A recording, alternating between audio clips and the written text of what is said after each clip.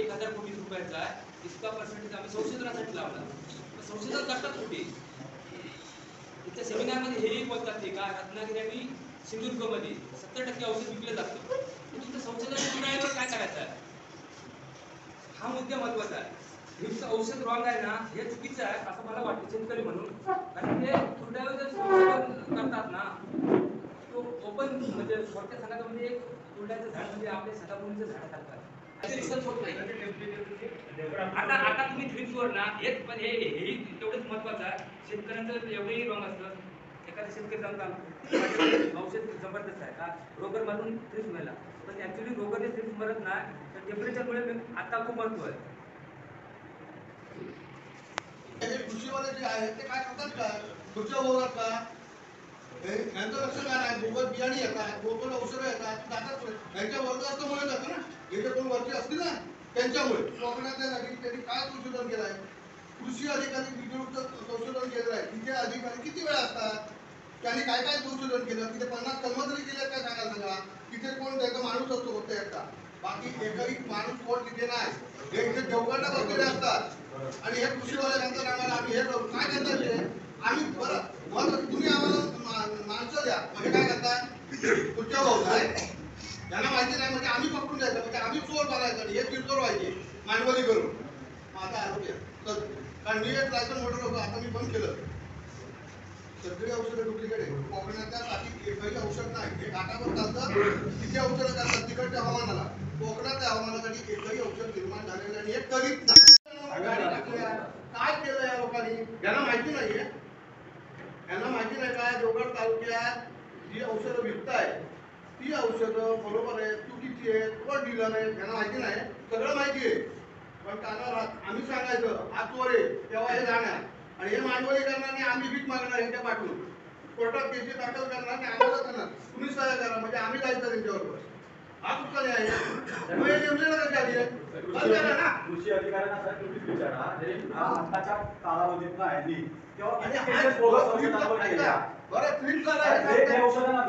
दोन प्रकारचं ब्रेक एकाच कंपनीचं पॅकिंग असलेलं लेबल असलेलं दोन प्रकारचं ब्रेक देवगडात विकलं जात असेल. एकाच डिटेल जरा सांग ना. पुन्हा थ्रिप्सची औषधं आता जेव्हा थ्रिप्सचं प्रमाण वाढायला लागलं तेव्हा व्यापारी साहेब सांगायला लागले, औषध विक्रेते सांगायला लागले व्यापाऱ्यांना की नाही थ्रिप्सवर आता औषधच आलं नाही अजून. मग तुम्ही अगोदरपासून जी औषधं विकत होता थ्रिप्स आला आहे कॉम्बिनेशन घ्या हे घ्या ते घ्या मग काय त्याचा उपयोग झाला. आणि आता डिसेंबरच्या अगोदरपासून आहे आता त्याचं प्रमाण वाढलंय हे ते सांगतात ते चुकीचं आहे. मग कॉम्बिनेशन घ्यायला कशाला सांगतात धकमारायला सांगतात. काल परवाची एक गोष्ट झाली आहे की एक मिनिट अगोदरपासून 8 वर्ष तुम्ही थ्रिप्सची जी औषधं विकता ती कसली विकता?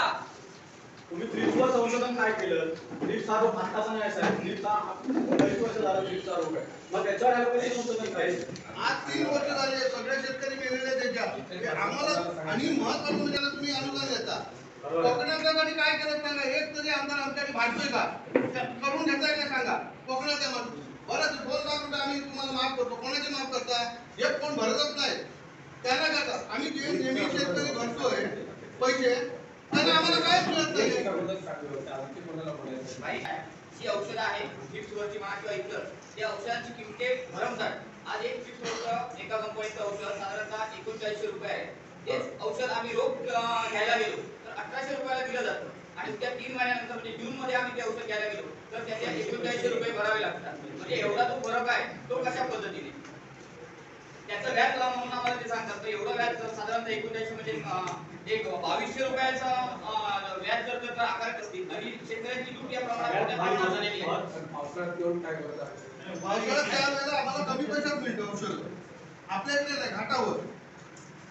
पावसाळ्यात जास्त किंमत झाली म्हणताय ना जून मध्ये हे उदाहरण जर आम्ही घेतलं आज खरेदी केलं आज जर फेब्रुवारी महिन्यामध्ये उदाहरण घेतलं जून मध्ये पैसे द्यायला असतो तर ते 3900 रुपये भरावे लागतात आणि आज जर फेब्रुवारी मध्ये घेतलं तर त्याचे 1800 रुपये देऊन ते रोख घेतला तर 1800 रुपये. मग एवढा 2200-2300 रुपयाचा फरक उदाहरण घेतलं तर 3000 मुळात प्रश्न कसा आहे एखाद्या औषधाच्या तुम्ही शेतकऱ्यांचे प्रश्न ऐकताय हे अजून कोणाला बोलायचं असेल तर सांगा मला तुम्ही एकेकाने खुलासा करा. थ्रिप्स आणि बाकी शेतकऱ्यांतून आंबा बागायचा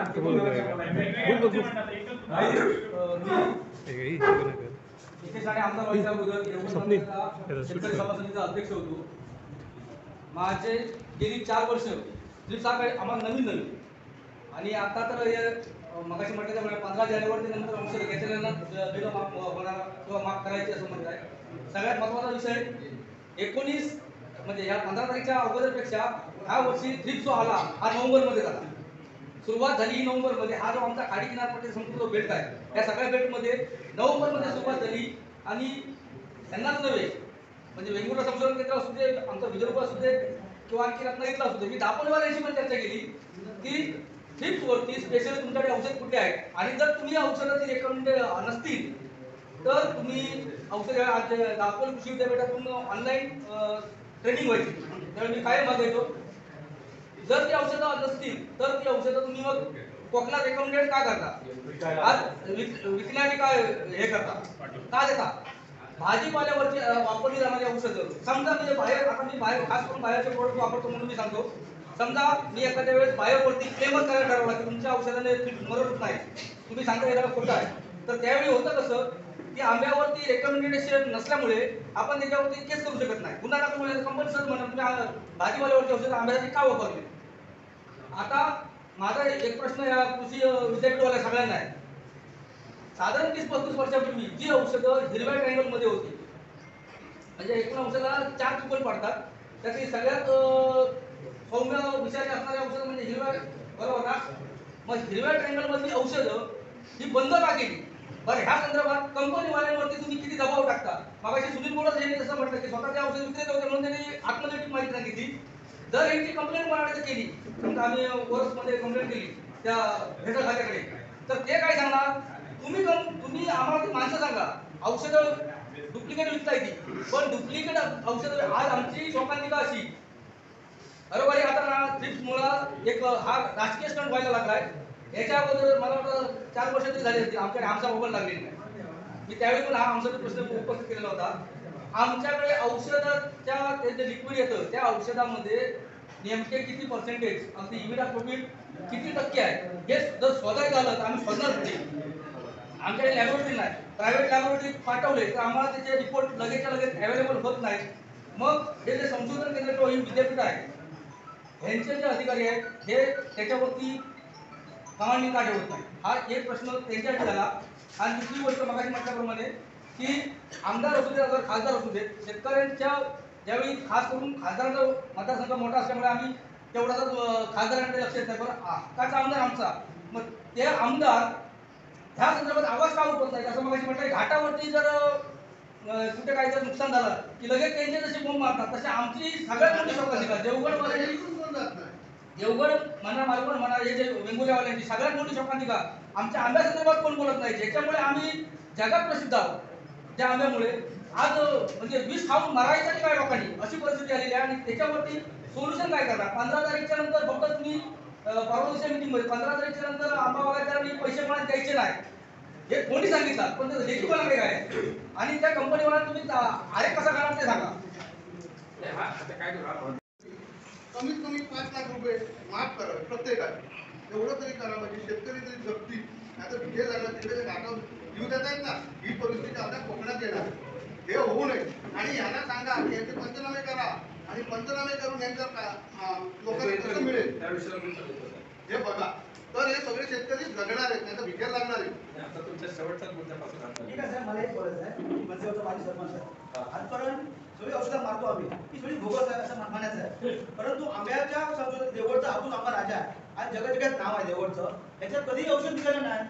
द्राक्षा संत्र्याच्या औषध निघाली ही औषध आम्ही मारतोय हापूसवरती औषध कधीच निघाली नाही. हा विषय जरा अधिवेशनाला मांडून ठेवायचा असं एक माझा विषय तुमच्याकडे आहे.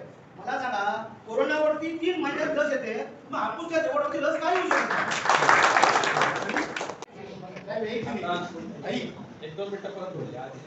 एक वेगळा मुद्दा मांडला या सगळ्याच्या वेगळ्या आहे साहेब. आता जी अवकाळी पाऊस झाला बरोबर ना अवकाळी पाऊस झाला त्याला नुकसान भरपाई तर मिळाली नाही. 3 दिवस पाऊस लागलाय त्यांच्या क्रायटेरियाप्रमाणे. तर त्या पीक विमा कंपनीला सांगा की त्यांच्या क्रायटेरियाप्रमाणे काय देण्यात येतं काय नाही. आसपासचे उपक्रम आपल्याकडे भरत किंवा दूध त्याच्यासारखे काही पदार्थ वापरून शेतकरी एखादा औषध निर्माण करू शकेल का याचा चौकट करा. आणि एक माहिती की देवगड तालुका जिल्ह्यामध्ये कृषीजन्य धंदे आहेत यांच्यावर कुठलाही परिणाम करू नका. कंपनीचं औषध आहे हो, कंपनीला सील करा. त्या विचाराने कसं तुम्ही हे करू नका असं माझं म्हणणं आहे. कुठं म्हणत नाही तुमच्याकडे मोठ्या प्रमाणात आलेले आहेत आणि ग्रीन्सचा ह्या वर्षी जेवढा उद्रेक झालेला आहे तेवढा यापूर्वी कधी झालेला अजिबात काही नाही. पण ह्या गंभीर याची आधाराची झाडांच्या आधाराची दखल घेऊन झालेल्या आंबा नुकसानीचं पंचनामा करण्याची आवश्यकता आहे. ती केली की नाही उद्रेक का झाला याच्याबद्दल बाकीच्या गोष्टी नेहमी बोलतो.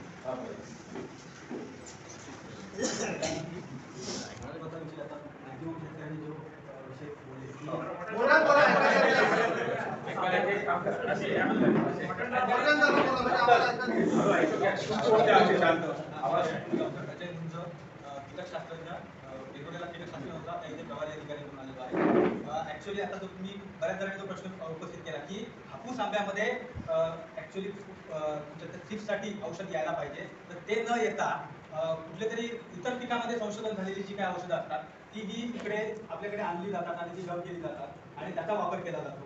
तर हा मुद्दा जो आहे हा मुद्दा आम्ही फार पूर्वीपासून उपस्थित केला आणि मॅक्झिमम कंपन्यांना आम्ही आतापर्यंत एकत्र आणून प्रयत्न केला की तुम्ही हापूस आंब्यामधला जो चिप्स आहे त्याच्यावर संशोधन करून एखादं औषध यावं या दृष्टीने आम्ही प्रयत्न केले. पण आज काय झालंय, त्यांना इतर पिकामध्ये खूप एकरेज असतं आणि खूप लागवड मोठी आहे, त्याच्यामुळे तिथे ते औषध तयार करतात. तर थ्रिप्स सुद्धा आहे, तर थ्रिप्सवर ग्रेडमध्ये एखादं औषध तयार केलं जातं आणि तेच औषध मग इथे आपल्याकडे आणलं जातं आणि आपल्याकडे आपल्या भौगोलिक कंडिशनमधले जे अभ्यास केला पाहिजे तो आपल्या भौगोलिक कंडिशनचा अभ्यास केला जात नाही आणि हा मुख्य मुद्दा आहे आणि त्याच्यामुळेच आपल्याला ते औषधं फेल जातात.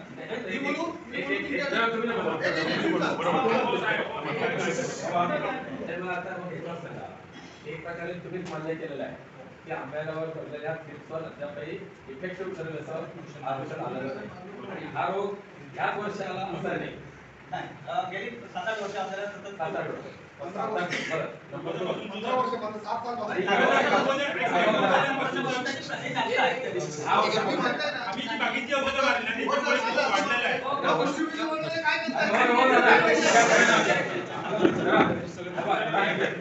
बघा आता नाही म्हटलं तर 10 वर्षापासून जो रोग आहे आणि त्या रोगामुळे हजारो आंबा बागायतदारांवर झाडांचं नाही म्हणत झाडं लाखांमध्ये असतात तरी हजारो आंबा बागायतदारांवर आणि त्यांच्या रोजीरोटीवर तो परिणाम होतो, विपरीत परिणाम होतो.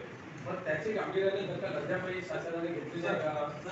गांभीर्याने दखल ही पूर्वीपासून घेतलेली आहे आणि आम्ही दरवर्षी जी काही नवीन नवीन कीटकनाशके येतात ती सगळी टेस्ट करतो. म्हणजे टेस्ट म्हणजे काय, थ्रिप्सला बदल होत चाललाय का? थ्रिप्सचे सर नवीन नवीन स्पेसिस तयार झालेले आहेत आणि काय झालंय एकच तेच औषध आता आपल्याला 2-3 औषध गेल्या 5-6 वर्षामध्ये आता गेल्या वर्षी थ्रिप्सचा उद्रेक किती होता? त्याच्या आदल्या वर्षी किती होता? त्याच्या आदल्या वर्षी मग गेल्या 3-4 वर्षाचा फरक आहे. पण 3-4 वर्षामध्ये एवढ्या मोठ्या भयानक रोगावर आपण कीटकनाशक काढू शकलो नाही. हे शेतकऱ्यांची चूक की शासनाची डिपार्टमेंटची चूक? सर काय आहे, कीटकनाशकं आलेली आहे पण ती नाही आलेली नाही, इफेक्टिव्ह पण एवढा आपला पिकांमध्ये सतत डिपार्टमेंट फेल्युअर झाले का? नाही सर, कंपन्या औषधं बनवतात ती संशोधन करतो कोण? कंपन्या तयार करतात. आणि तो आमच्याकडे टेस्टिंगला देतात. हो पण ते टेस्टिंगला देत असताना एकाचा मोठ्या प्रमाणामध्ये ज्या फळावर त्याचा प्रादुर्भाव होतोय त्या मला कायमचा रोखण्यासाठी आपल्याला तेवढंच इफेक्टिव्हली औषध काढायला नको का? जसं मगाशी कंट्रोलला सांगितलं की माकड तापाचा उपचार 10 वर्षापर्यंत थोडा मागला होता, बरोबर? तो आता 100% आठवड्यामध्ये तुम्ही यश आलं, बरोबर? ह्या रोगावर तुम्हाला औषध शोधायला कोण यंत्रणाच कमी पडते ते सांगा. केमिस्ट लोकांनी बऱ्यापैकी प्रयत्न केले सर, पण आपला हा चिप्स आहे, आंब्याचा चिप्स जो आहे तो बिलकुल कंट्रोल होत नाही आहे. म्हणजे गेले 3-4 वर्ष बऱ्यापैकी होत होता. आता जर 15 जानेवारीच्या दरम्यान जो काही पाऊस पडला, त्या पाऊस पडल्यानंतर जे काही मायक्रो क्लायमेट तयार झालं, तर त्या क्लायमेटमध्ये एक असं वेगळंच वातावरण तयार झालं की त्याच्यानंतर जी काही वेगवेगळ्या प्रकारची पेस्टिसाईड आपण फवारली त्यात कुठल्याही ह्याला दाब दिला नाही. ह्याला राज्य शासनाची अजून एक तुमच्यावरती बॉडी आहे की नाही किंवा केंद्र शासनाची बॉडी आहे की नाही? सेंट्रल इन्सेक्टिसाइड बोर्ड जे आहे, ICAR ICAR पण आहे आणि इन्सेक्टिसाइड बोर्ड करीत आपण ही 2 हे आहेत. तर त्यांच्याकडे सुद्धा सर आमच्या त्यांच्याकडे तुम्ही हा बयान रेफर केला मॅच्युअर केला सर तिथल्या याच्यामध्ये भाई एक मिनिट हा. तुम्ही तुमची ही ना हा 15 मीटिंगची तुमची हीच वाक्य आहे. तुमचा ढाचा ठरलेला आहे. शेतकऱ्यांचे प्रॉब्लेम तुम्ही लक्षात घेत नाही. काय होतं आंबा हे पीक नजरेच्या आड आहे. मी प्रत्येक वेळेला सांगतो कंपनीवाल्यांना आंबा हे पीक नजरेच्या आड आहे आणि तुमची जी संशोधन हे जमिनीवरच्या झाडांसाठी आहे. कारभारी नावाचा घटक आहे. हा जो कारभारी नावाचा घटक कशासाठी बनवलेला आहे? कारवाई नावाचा घटक हा खूप चांगला आहे. कशासाठी बनवलेला आहे? तुम्हाला उत्तर तेवढंच द्या. सटिंग इन्सेक्ट जे आहेत ना त्यासाठी पण चांगला म्हणजे मराठी सांगा आपले मागून येते काय समजा सांगायचं शोधणारे कीटक आहे. त्याच्यात फुलकिडीसाठी आला. मग कारभारी घटक बॅन करण्याचं कारण काय? बरं थांबा एक मिनिट माझा प्रश्न संपला आहे. दुसरी गोष्ट भाई त्याच्यात त्याचा मुद्दा बरोबर आहे. तर कारभारी घटकामुळे जर हा कीटक जर कंट्रोलमध्ये आला होता असं त्यांचं म्हणणं तुम्हाला वाटतं का? ते कीटकनाशक बंद करण्याचं कारभारी आणखी 4 औषधं चांगली होती. दोनच सेविंग मारलं तर एक कीटक म्हणजे तुडतुडा राहतो. मला मी सांगतो असं पर्टिक्युलरली सांगा. आम्ही जसं आहे कारभारी घटकामुळे आमचं होतं म्हणून आम्ही बघा, मला मी पहिलं औषध सांगतो. एकच वाक्य होतं. ही स्पेशली झोलोन सेव्हिंग कॉम्बिनेशन बायरने बेलाटो नावाची पावडर काढली होती जी त्यावेळी सगळ्यात महाग होती. साधारणपणे 3-3.5 रुपये किलो होती. ती बंद केली. कंपनी एवढ्या तुमचा मी मगाशी म्हणून रोख डायरेक्ट आरोप याच्यावरती का केला? कंपनी त्यांना जेवढे प्रॉफिटेबल जे प्रोडक्ट असतील ते मार्केटमध्ये आणते आणि पाठीमागचे प्रोडक्ट बंद केले. झोलोन सेव्हिंग बंद करण्यासाठी त्यांनी ड्रोन मार्फत फवारणी केली आंध्र प्रदेशमध्ये आणि दिल्लीमध्ये ज्यावेळी औषध पडलं आणि जीवजंतू मेले त्याच्यावरती त्या 2 औषधांवरती बॅन आणली. आता ड्रोन मधून फवारणी करायला आम्ही सांगितली नव्हती. आमच्या दृष्टीने असणारी उपयुक्त औषधं ती होती. का कृषी गव्हर्नमेंट सांगत नाही की असे आमच्या प्रॉब्लेममध्ये सॉल्व्ह झाले पाहिजेत म्हणून? माझे आहे ना कायम मीटिंग मध्ये हेच त्यांचे वाद असतात. आता दिवसाला आहे. त्याच्या अगोदर बाकीची जी औषधं आहेत सायपर किल बाकीच्या कंपनीचं सेल होईल कसं नाही केलं? एक महिना आता सायबर मध्ये आलं की नुसते खाल्यात ना कुरकुरे टाका. 7 दिवस कमीत कमी 7 दिवस त्या दोन एका कॉम्बिनेशनचा रिझल्ट मिळाला. मग ते 7 दिवस रिझल्ट मिळाला आम्हाला. हे जे ट्रिपच्या नावाने फोन मारताय त्यावेळी पण ट्रिप्स होता. आजची गोष्ट नाही. साधारण 99 सालच्या आसपास ट्रिप उद्भवला आणि बरोबर ना? तुम्ही अधिकारी आहात ना कोणत्या शेतकऱ्यांच्या संपर्कात आहात? एकही अधिकारी तुमच्या संपर्कात आणि साहेब प्रत्येक गावामध्ये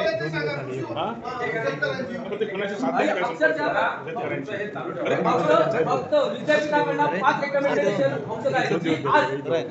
भारत सरकारने बॅन केली. अहो नाही त्याची माझी लिस्ट आलेली आहे. मला औषधी व्हॉट्सअप होती लिस्ट. ह्या वर्षी तुमचा आठवडा पण तुम्ही बॅन केला आणि यांचं प्रत्येक वेळी एकच कारण असतं काय? त्या औषधाचे रेसिड्यू त्या फळामध्ये किंवा त्याच्यावरती आपण फवारलं त्याच्यावरती राहतात. मी यांना हे सगळे मोठे म्हणजे सायंटिस्ट जे झाले शास्त्रज्ञ झाले हे डॉक्टर झाले. मला एकच प्रश्न उत्तर द्या. आंब्यामध्ये किती दिवस औषध राहतो? एक औषध आंब्यामध्ये किती दिवस राहतं? अगदी ऍक्सिडेंट जरी घेतला आपण किती 30 दिवस.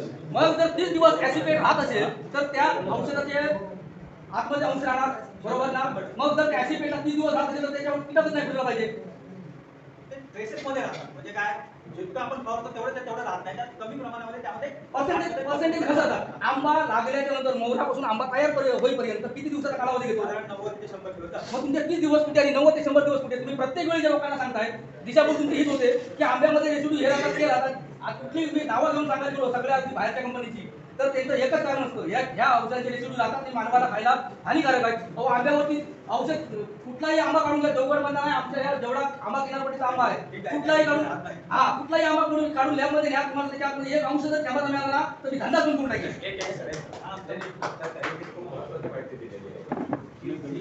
परिणाम करणारी जी कीटकनाशक होती ती बॅन करण्याचा उद्देश काय? असं काय त्याची इंटरनॅशनल पॉलिसी आहे. कारण ती इंटरनॅशनली बॅन झाली ती औषधं. ही अतिशय टॉक्सिक आहे. ते प्रॉडक्ट इतकं नव्हतं आपल्याला.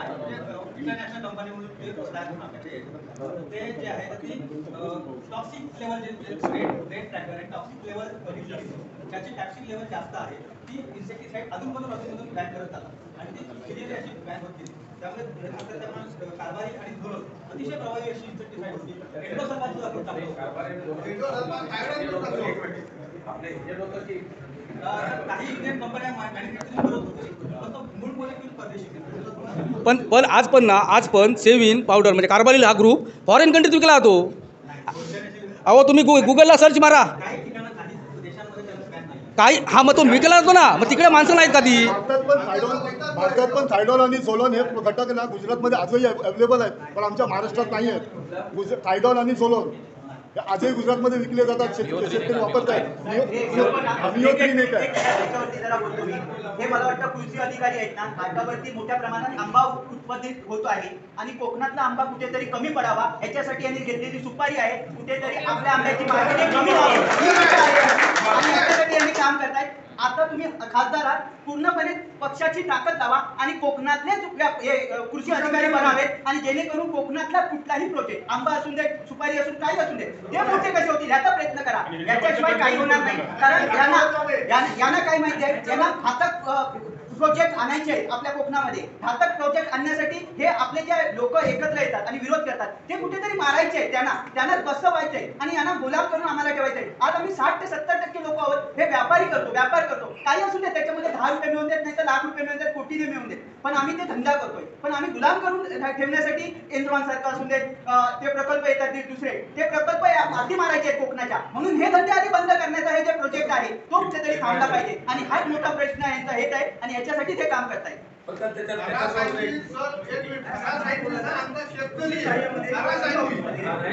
आंब्याचं जे नुकसान झालं त्याचा अधिकृत पंचनामे चालू केले.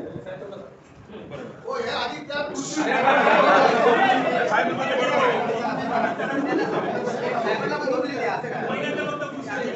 महत्वाचं हे काम आहे आता साहेब म्हटलं ते. अधिकारी काय बोलतात ते काय पत्र मांडले ते उत्तर काय देतात? अवकाळी पावसासंदर्भात जो विषय आहे त्याच्यासाठी आपल्याकडे पुनर्रचित होणारा आधारित फळपीक विमा योजना आहे, ॲग्रो रजिस्ट्रेशन. त्या फळपीक विमा योजनेमध्ये असा एक निकष आहे की 5 mm पेक्षा जास्त पाऊस झाला तर आंबा पिकाला 7,000 रुपये प्रति दिवस नुकसान, काजू पिकाला एका दिवसासाठी 13,000 रुपये दिवस नुकसान, असा त्याचा निकष आहे. त्याच्यामुळे आपल्याकडे जो पाऊस झाला, हे पाऊस 5 mm पेक्षा जास्त झाल्या कारणाने तो पावसाची टक्केवारी किंवा जे काही निकष आहे ते आपल्याला आंब्याला पण लागू पडलेले आहेत आणि काजूला पण लागू पडलेले आहेत. 13,000 रुपये पर ट्री, एक झाड 13,000 रुपये की कसं काय ते सांगा. एक किती 1 हेक्टर म्हणजे 100 गुंठे. मग 100 गुंठ्यामध्ये 100 झाड झाले, मग तुमचे 13,000 रुपये कुठे पुरणार ते मला सांगा. भाई काय माहिती, यांची ही सगळी कारणं ऐकून झालं हो आम्ही. हे आमच्या पाठ झालेले आहेत, त्यांचे सगळे रोजचे आहे ते. शासनाने ठरवलेले निकष आहेत. असा मुद्दा क्रमांक 1 तुम्ही म्हणाला ठीक आहे, 13,000 का धोका असं होतो, पण तो साठी पंचनामा झाला की नाही? पंचनाम्याची आवश्यकता गरज नाही. ऑटोमॅटिक रजिस्ट्रेशनने पाऊस रेकॉर्ड केला जातो, ते दिवस मोजले जातात, ते आपोआप सर्व्हरला जातात, मग त्याच्यामध्ये पंचनामा करण्याची गरज पण या भागामध्ये 5 mm पेक्षा जास्त झालेला आहे. त्यामुळे तुम्ही आंब्याला पण काजूला पण आपल्याला यांचा जो दावा आहे नुकसान भरपाईचा पूर्ण बाहेर केला, फुटअप केला, याचा आम्ही कळवली वाडा मंडळाला वेगळा भाव, बापड्याला वेगळा भाव, पाटगावला वेगळा भाव आणि हेक्टरी करताय ना साहेब, की देवगड तालुक्याला सगळ्या गावांना एकच नुकसान भरपाई मिळाली पाहिजे. पाहिजे. 200 लिटरच्या कॅरेटची किंमत आमच्या औषधी किती होती ते सांगा. काजूला तुम्ही 13,000 रुपये करता. आपण महत्वाचं की काजू महत्वाचा. दोन्ही महत्वाचं. या विषयाला खासदार आणि कृषी अधिकारी प्रश्न मांडल्याप्रमाणे शांत राहून बोलू.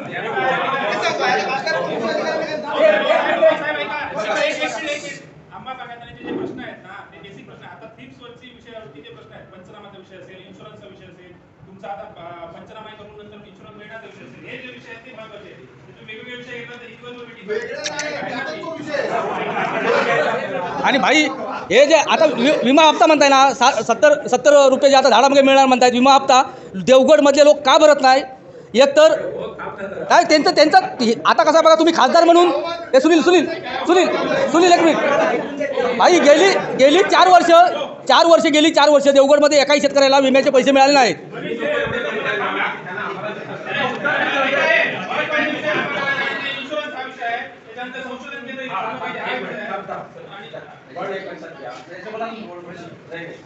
या ठिकाणी पीक विमा जो आहे प्रधानमंत्री फसल विमा मंडळाचे 100% आंबा बागायतदार हा विम्याचा हे आहे का, लाभधारक आहे का? नाही. मग जे नाही त्यांच्यासाठी काय नुकसान भरपाई द्यायला? त्यासाठी शासनाकडे मागच्या त्यात कोणी सांगितलं की 4 वर्षापासून पैसे मिळाले कमी मिळत आहे. बोलून द्या हे जेवढे साहेब यावर्षी देवगड तालुका काजूचं हेच घेतलं नाही तुम्ही. आंब्याचे मिळाले, काजूचे मिळालेच नाही यावर्षी. हा मागच्या वर्षी आपल्या शेतकऱ्यांनी आंबा आणि काजू पिकासाठी 2,97,00,000 आपला विमा शेतकऱ्याचा किती झाला? 2,97,00,000 8 लाख किती लोकांनी प्रत्यक्ष आंबा बागायत रेट किती आहे? तर त्याच्या अगेन्स्ट नाही ते उत्तर द्या. पूर्ण देवगडमध्ये त्याच्या अगेन्स्ट पूर्ण देवगडमध्ये एकूण किती आंबा बागायत आहे? साधारणतः 90,833 हेक्टरचं आपलं क्षेत्र आहे आपल्याकडे. त्याच्या अगेन्स्ट आपल्याकडे 8,200 शेतकरी मागच्या वर्षी भरला होता. मागच्या त्याच्या 2,97,00,000 रुपयाच्या पोटी शेतकऱ्यांना 22,78,00,000 रुपयाचे नुकसान होते. साहेबाचा प्रश्न नाही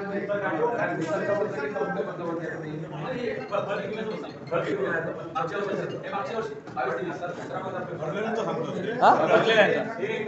100% आंबा बागायतदारांनी पीक विम्याचा फायदा घेतलेला नाही. बरोबर.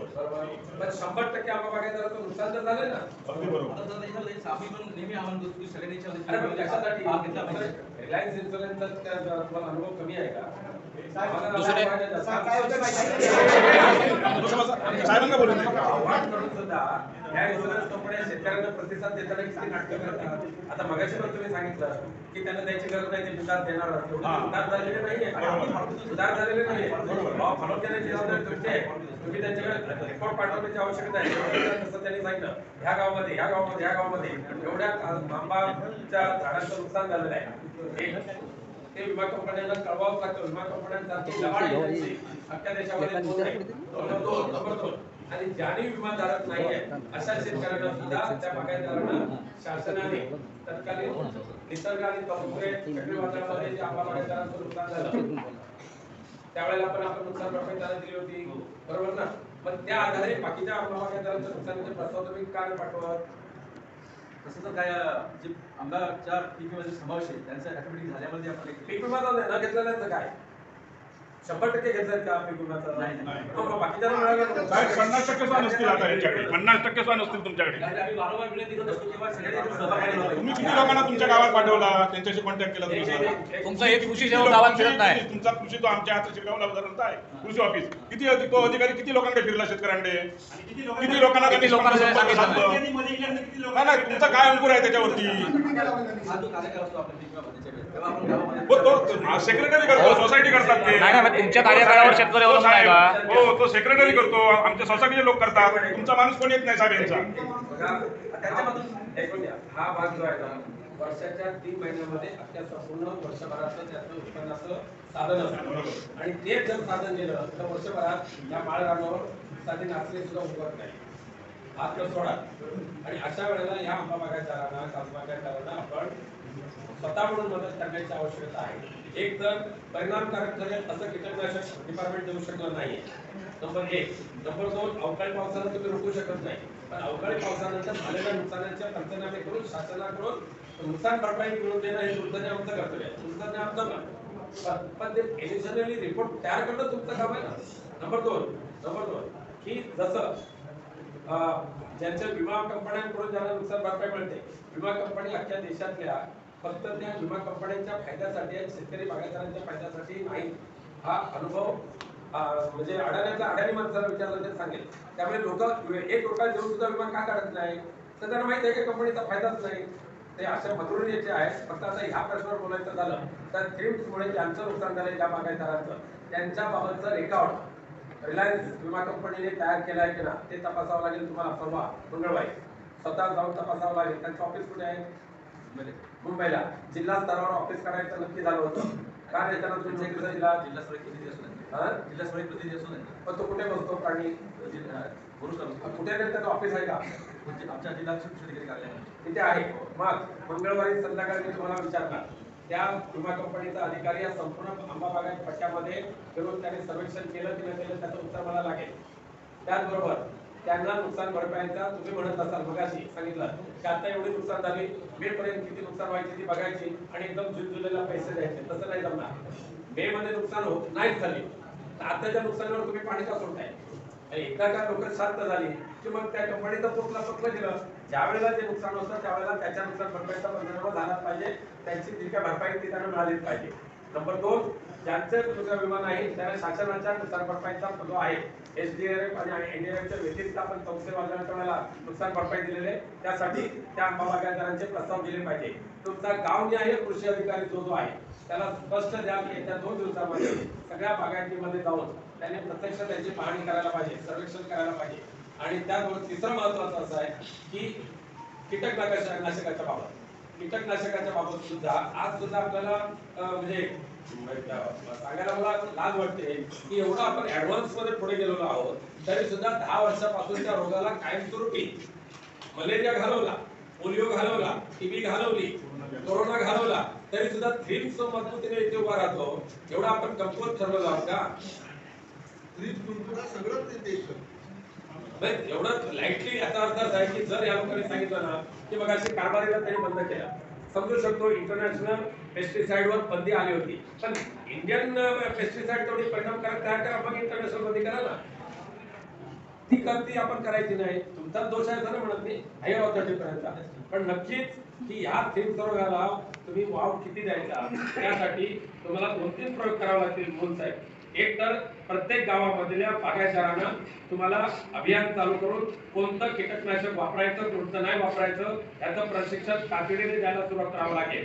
त्याचबरोबर संपूर्ण बागायतीला तुम्ही सांगितलं ते बरोबर आहे, त्यावेळेला ड्रोनने फवारणी केली लोकवस्तीमध्ये, पण आता ड्रोन टेक्नॉलॉजी एवढी चांगली आलेली आहे, फक्त बागायतीपुरते आपण ड्रोनने फवारणी करू शकतो. त्यामुळे DPCतून तुम्ही निधी घ्या आणि हा जो आहे एकात्मिक कीड व्यवस्थापन कार्यक्रम जो आपल्याला करणं आवश्यक आहे, तो ह्या बागायतदारांच्या पट्ट्यामध्ये का केला नाही याचं उत्तर तुम्हाला द्यावंच लागेल. पण तेच उत्तर द्यायच्या अगोदर हा कधीपासून सुरू करणार त्याचं उत्तर मला आजच लागेल. निधीची आवश्यकता असली तर ताबडतोब तुम्ही जिल्हाधिकाऱ्यांकडे तशा पद्धतीचं हे द्या, मागणी पत्र द्या आणि कशा पद्धतीने एकात्मिक कीड व्यवस्थापन प्रोग्राम तुम्ही इम्प्लिमेंट करणार ते ठरवा. आम्हाला कळवा, बागायतदारांचे जे प्रतिनिधी आहेत त्यांना कळवा, ग्रामपंचायतीला कळवा. कळलं? अजूनही वेळ गेलेला नाही. जसं तुम्ही म्हणता, तुम्ही जर वाट बघत बसाल की आता उष्णता वाढेल आणि मग थ्रिप्स मरून जाईल तर पुन्हा जिवंत होणार. समजा पाऊस पडला दुर्दैवाने तर पुन्हा ते जिवंत होणारच ना. तर म्हणून कायमस्वरूपी या रोगावर परिणामकारक उपाययोजना करणं हे डिपार्टमेंटचं काम आहे. त्याच्यामध्ये कुठे कमी पडतंय का, किंवा मग दुसराचा जो शंका आहे या आंबा बागायतदारांची की बोगस बी बियाणे संपवण्यासाठी सरकारचं अधिकृत कीटकनाशक येत नाही, अशी पण शंका आहे ना बागायतदारांमध्ये. बरोबर, अशी बागायतदारांमध्ये आणि बरं ही देशामध्ये आहे. आम्ही सुद्धा विषय मांडलाय पार्लमेंटरी ऍग्रिकल्चर कमिटीमध्ये. कारण तुम्ही किती जरी आपण सांगितलं ना बोगस कीटकनाशकांवर पाबंदी आपण आणली तरी ते होऊ शकत नाही. आज सुद्धा बाजारात 50% बोगस कीटकनाशके आहेत. फर्टिलायझरवर तेवढे कंट्रोल आलेला आहे, पण कीटकनाशक खूप मोठ्या प्रमाणात बोगस आहे, ती पकडण्यासाठी सुद्धा तुमची कारवाई झाली पाहिजे. तुमचा टास्क फोर्स कामाला आला पाहिजे. तुम्ही जर बागायतदारांना विचारलात की कोणी विकलं ते सांगा, त्यापेक्षा विकणाऱ्यांवर तुम्ही धाडी टाका. दुकानात चेक करा, दुकानं विकणाऱ्यांवर तुम्ही धाडी टाका. सगळं माहिती आहे, मी तर पुढे काय चालतंय ते. एक फक्त 2 मिनिटात एकच वाक्य सांगा.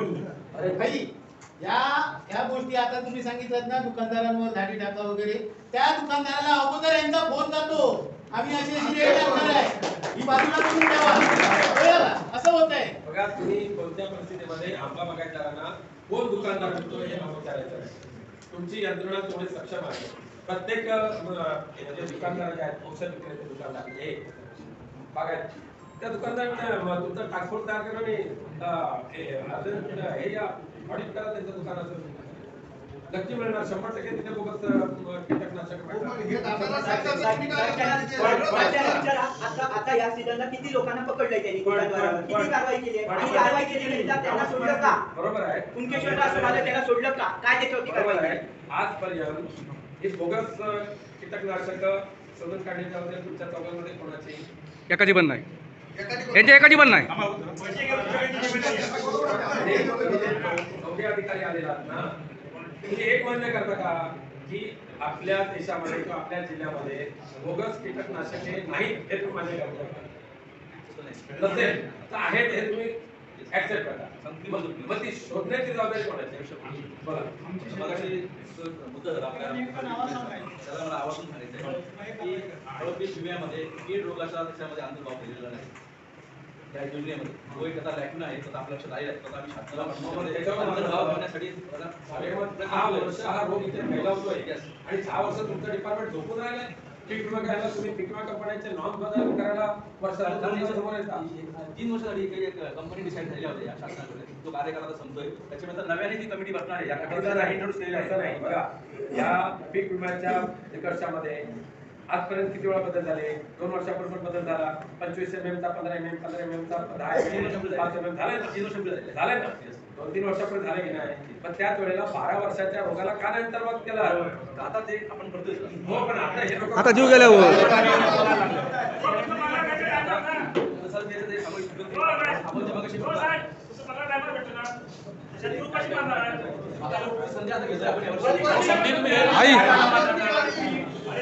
भाई भाई खाम कसे आमचे ऐकू गेले ते म्हणून आम्ही बोलतो भाई भाई तुम्ही 10 वर्ष खासदार, तुम्ही कमीत कमी आता 15-20 वर्ष तरी त्या डिपार्टमेंटमध्ये काम केलं असाल. एकदा तरी तुम्हाला केंद्र शासनाकडनं या आंब्या संदर्भात किंवा शेतकऱ्यांसंदर्भात मदत लागली काय? लागते काय? कुठल्या निधीची खासदाराची लागते काय सांगा? की आमदाराकडेच बघता? नाही लागते ना. मग त्या 10 वर्षामध्ये तुम्ही आमच्या खासदारांकडे किती वेळा हे केलं मागणी केलात की आम्हाला हे गरजेचं आहे आणि हे गरजेचं आहे ते आम्हाला उपलब्ध करून देत. ते तरी आम्हाला समजून देत. म्हणजे एकंदरीत खासदारांवरती जो आता आम्ही विषय मांडण्याचा मुद्दा असा की 10 वर्ष खासदारांनी केला काय हा जेव्हा प्रश्न उपस्थित होतो त्यावेळी आम्हाला पण तोंडावरती सांगता आलं पाहिजे. तुम्ही आधी त्यांच्याकडे मागितलात काय? तुम्ही दोघेजण पुढे आहात म्हणून मला हा प्रश्न विचारायचा. हा ना मग काय भाई ते उत्तर देतो मला. समजा आता दिवसभर आरोग्य आलेला आहे, एखादं औषध आलंय, ते सर्टिफाय करायची जबाबदारी कोणाची? त्याच्यामध्ये सर कंपनी आधी त्या स्पेसिफिक पिकासाठी स्पेसिफिक कीड रोगासाठी एक औषध तयार करते. त्याच्यानंतर ती ट्रायल जे विद्यापीठ वेगवेगळ्या लोकेशनला त्या परिसरामध्ये ती ट्रायल घेते. ते जे कंपनी क्लेम करते ते बरोबर आहे किंवा कसं विद्यापीठ असतं प्रयोगशाळेमध्ये टेस्ट केलं जातं. फील्डवर म्हणजे फॅक्चर पिकावर फील्डवर. आणि मग कंपनीने जो क्लेम केला आहे तो बरोबर आहे किंवा कसं एक विद्यापीठ ठरवतं आणि मग त्याला लेबर क्लेम नंतर म्हटलं जातं. लेबर क्लेम कंपनी लेबर क्लेमसाठी दिल्लीला फरीदाबाद इन्स्टिट्यूट आहे CIB तिथे रजिस्ट्रेशन करते आणि मग कशा प्रकारे अख्ख्या देशामध्ये फरीदाबादला एक ठिकाणी हे इन्स्टिट्यूट आहे बरोबर. आपल्या देशाची मग ज्या ठिकाणी नारळ, आंबा, काजू असे मोठ्या प्रमाणामध्ये फळफळावळ होतात अशा ठिकाणी म्हणजे कोकणामध्ये सिंधुदुर्गमध्ये असे एखादी लॅब फरीदाबादच्या अंडर व्हावी त्याचं सेंटर म्हणून अशी मागणी तुम्ही केली का? तशी तर नाही गरज नाही. बघा काय गरज नाही म्हणता. ही तर भाई सगळ्यात मोठी शोकांती का गरज नाही कशी म्हणता तुम्ही? हो मग तुम्ही केलात का इतके वर्ष? तुम्ही त्याला काय कृषीवाल्यांची मग 10 वर्ष तुम्ही घरात माझं काय म्हणणं आहे की देवगड तालुक्याला मछली औषध लागतात म्हणजे किती वेळा रिपोर्ट किती पाठवले आहेत दाखवा उद्या साहेबांना आमच्या प्रयोगशाळेत तुम्ही घरात तयार केला का?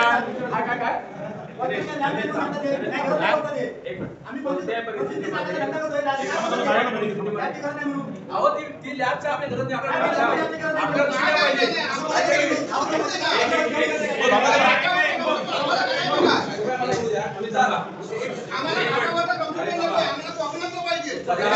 आपल्याला लेबर मारतात द्राक्षाच्या तालुक्यापुरतं आमचं बोलाय साहेब. या कोणत्या परिस्थितीमध्ये सिंधुदुर्गमध्ये ही लॅब असलीच पाहिजे आणि त्यासाठी देवगड हे योग्य ठिकाण आहे. बरोबर त्यासाठीचा लागणारा निधी 4-5 कोटी तुम्हाला काय 2-4 कोटी लागेल बरोबर. ताबडतोब DPDC कडून मागून घ्या. जागा उपलब्ध इथे सरकारी जागा खूप आहे. गिरियामध्ये आहे ना भाई. आमची मदत द्या आम्हाला सांगा आम्ही सांगू पालकमंत्री महोदयांना आम्ही सांगू कलेक्टरला बाकीचा निधी कमी करा. पण ह्या प्रयोगशाळेसाठी जो काय 5 करोड रुपये लागेल तो ताबडतोब प्रस्ताव तयार काम सुरू केलेलं आहे. ताबडतोब द्यायला पाहिजे. पण आतापर्यंत जी चूक झाली ती उद्या होऊ नये यासाठी आजची बैठक आहे. बरोबर. एवढे जे पोट तिडकेने बोलतायत ना त्यांचं जळते हो त्यांचं त्याच्यानंतर समोर आता पण मी येताना बघितलं मोहन जळून गेलाय पूर्ण जळून गेला बघत नाही मला. आता ठीक आहे, ज्यांच्या टाळ्या कोणाचे लागले आणि उद्या उन्हाळ्यामध्ये ज्यांचा आंबा येईल तर त्याला भाव गेलेला असणार, भाव गेलेला हो आता 3,000च्या खालती रेट आहे. भाव कुठं मिळणार आहे आता? कैसे थोडं आम्हाला काय माहिती नाही का काय माहिती बोल ना.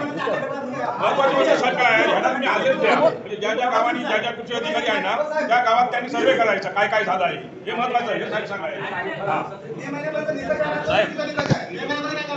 आता सर्व भागात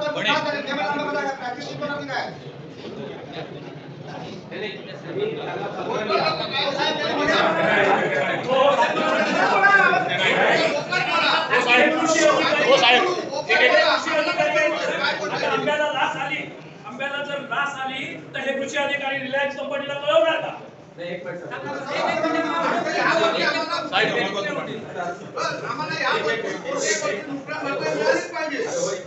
आता कोणत्या परिस्थितीमध्ये तुम्ही या रिलायन्स कंपनी समजा आज सुट्टी आहे उद्या घेऊ शकतो, पण परवाच्या दिवशी या आंबा बागायतदाराचं झालेलं जे नुकसान तुमच्या म्हणण्याप्रमाणे ऑटोमॅटिक त्यांना कळतं, बरोबर. पण ऑटोमॅटिक कळल्यानंतर ते द्यायला पाहिजे ते त्यांना ऑटोमॅटिक कळत नसतं. ते कसं थांबून ठेवायचं हे त्यांना तर तुमची जबाबदारी आहे एक अधिकारी लोकांना एन्सरेबल असणार आहे म्हणून त्या इन्शुरन्स कंपनीच्या लोकांनी खरोखर त्याची दखल घेतली का, घेतली असेल तर सिरियसली खरी घेतली का, त्याचा रिपोर्ट तुम्ही तपासून आम्हाला सुद्धा कळवायचा. नंबर 2, ज्यांचं इन्शुरन्स नाही अशा शासनाकडून ते चक्रीवादळाच्या नॉनसवर जी आपण नुकसान भरपाई दिली होती ना, त्याप्रमाणे यांची मागणी तुम्ही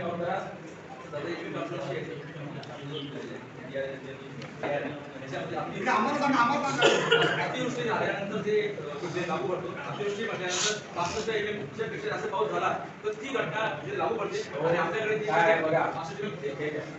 ही आपली लोकशाही आहे ना, लोकशाही आहे ना. एकदा कायदा केला काळ्या दगडावर ते काही असते का? नाही काळ्या दगडावर ते काही असते का? नाही ना.